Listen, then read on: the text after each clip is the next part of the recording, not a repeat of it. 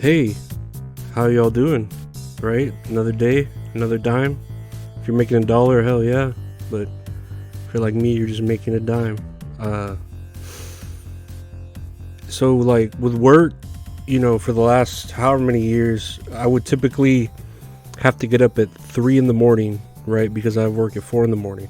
So, it's usually really dark at that time because it's not even the morning, it's still like the middle of the night. And I'm always pushing it. I'll fucking have to be there by 4, and I'll fucking wake up at 3:40, take a quick ass shower like I'm speed running this fucking game of life, and get in my uniform and then fucking hit the road, right? There was this one morning that I was driving like down my street, and again, it's like the middle of the night or in the middle of the morning, right?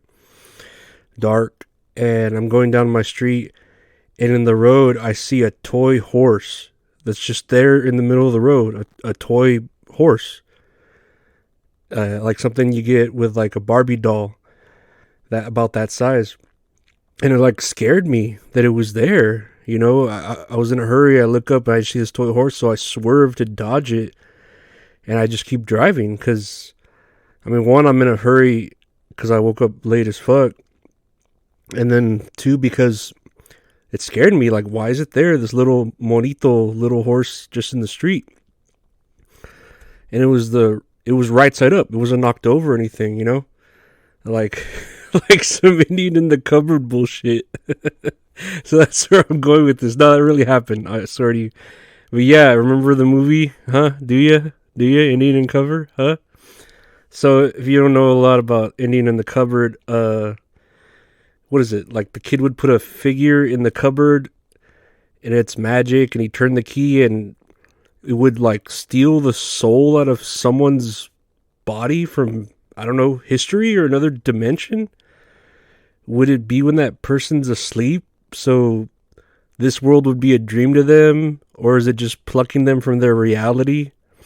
Like when he brought that old man Indian, I guess, to have another colleague with the other Indian, and he had like some rowdy heart attack from seeing some Attack on Titan looking kid that he probably thought was like a god and couldn't handle seeing and just died. And then he tried to send him back to his reality. He probably like died in his sleep. I don't know. Am I overthinking it? Oh yeah, of course I am. And then I was thinking when that kid was gonna bring him a girl Indian because the guy Indian was all lonely, right? Like a fucking pimp and shit. Dude, I would have brought my Pink Ranger figure to life because, for reasons. But yeah, that movie was a trip, and it was a fucking kids movie. Like, I don't know, 90s kids movies were fucking a different thing. I'm sorry, I'm sorry I keep talking about movies, but that's just where I've been lately, I guess, Like, remember Blank Check? Blank Check, did I say that right? Where the kid gets a blank check and he writes it up for $1 million and buys a fucking mansion and a multi-screen interactive game system and fucking, just goes crazy with parties and shit. Like, dude, $1 million, like as an adult, like right now for me, doesn't do shit. How can you retire with $1 million, dude? Like, I don't even think, like, in California, what does $1 million even get you? A full year's worth of rent, maybe like 10 months in a 2-bedroom apartment, not even a full year, right? And then just the rent, no fucking utilities. Yeah, $1 million doesn't do shit. And then the movie Big, with Tom Hanks. Tom Hanks is great, but doesn't like that chick make out with Tom Hanks at some point, and she wants to bang him, and it's like he's a kid in an adult's body, so it's like pedophilia, right? Huh. Dude, I had this idea once. They should remake the movie Big, but with like a little black girl, and she's waking up in like an older black woman's body, and then like she wakes up there and she's trying to get her mom, and the mother walks in and thinks that grown ass daughter is now like some side chick that her man is cheating on with her. You know, I'm sorry, I know that that's super racist, but they're remaking movies that were like with originally white people, now with black people all the time. So why not do that? That'll make money. That is a good idea. I don't know. And then Richie Rich, uh, Macaulay Culkin, that kid has a fucking full working McDonald's in his mansion, like with actual employees and shit. Can you imagine like applying for McDonald's and they put you in the mansion location and the shift would be all slow and you're getting paid minimum wage. There's nothing to do just because you're waiting for some like white kid to just order his Happy Meal for the day, you know? This McDonald's is generating no profit, you know? The sales for that store would be last on all fiscal year profits. It doesn't make sense business wise, you know? And do you remember, I don't think anyone remembers Home Alone 3, where it didn't have Macaulay Culkin in it anymore? The one where the kid has like a war computer chip hidden in his remote control car and these 4 like bad villain spies come and try and get it. Scarlett Johansson's actually in this movie. She's like a teen, like a kid, so there's no skin tight Black Widow suit. Sorry guys, Marvel fans.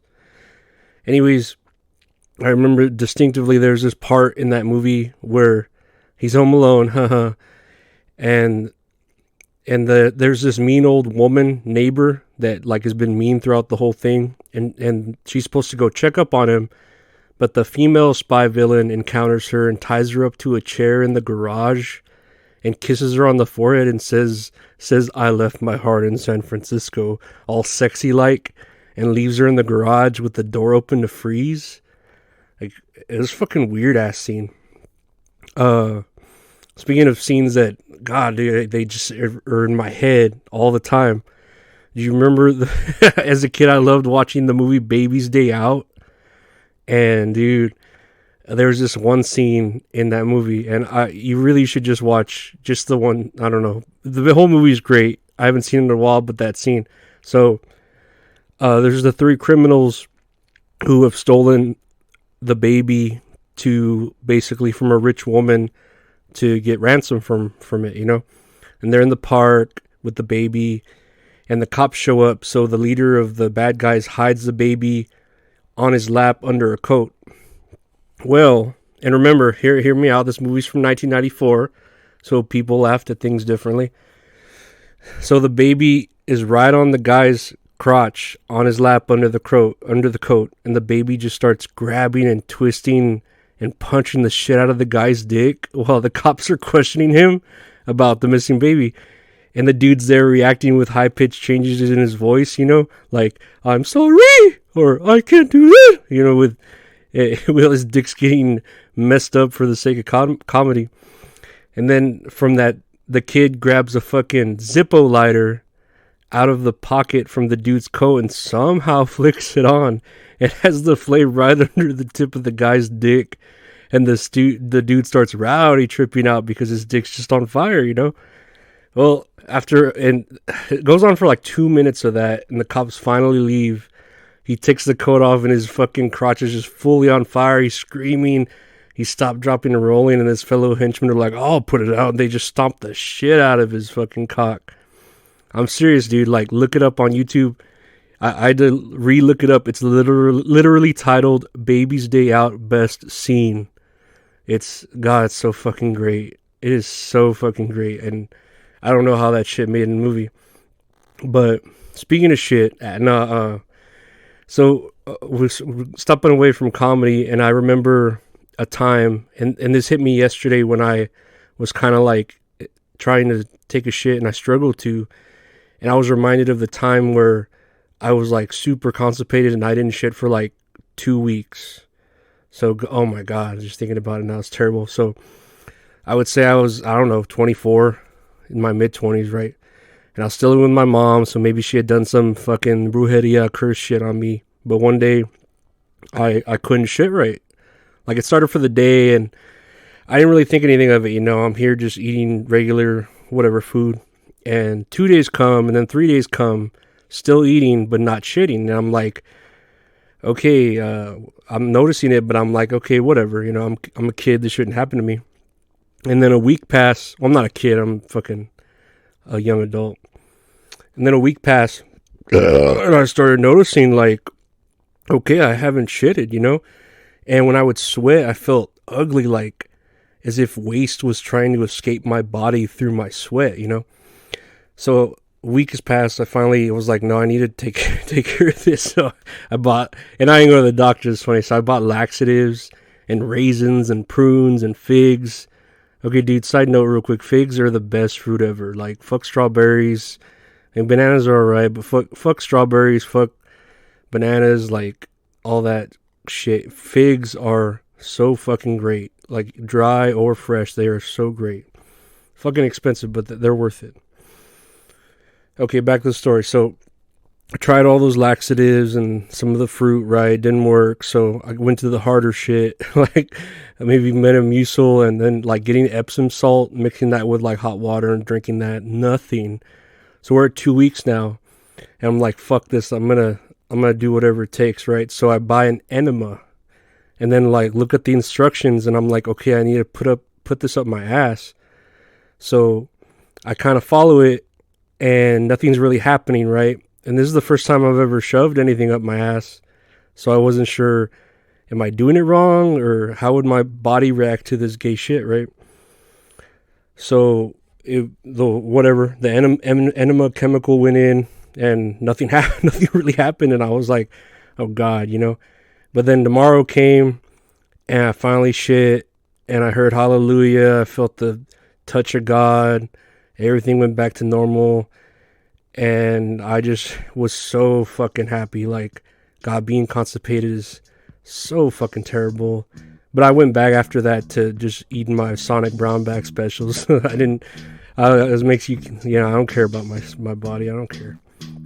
But yeah, that's today's stories. I hope you're safe wherever you are. If you want to be safe, you know. Because I'm an old man, I'm just gonna tell you to be safe. I don't care if you're having fun. I just care if you're safe. So stay safe, and you know, take beat up beep bop boop bada boop bop boop bada bada beep bop boop bada boop bop boop bada boop.